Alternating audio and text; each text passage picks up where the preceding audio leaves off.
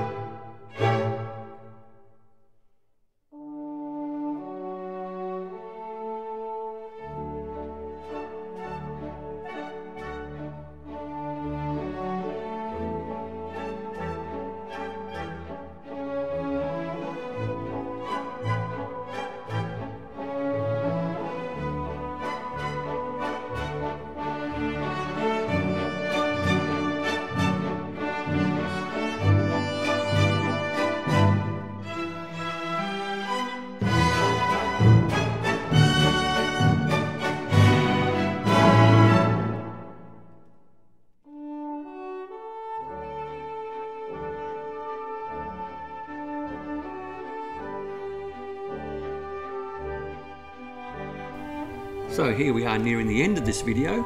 I hope you enjoyed it, and if you did, by all means, click on that thumbs up or like icon, and please subscribe. Subscribing doesn't cost you 1 cent, and it really helps the channel immensely. But most importantly, stay safe, commute safe, and have a great day.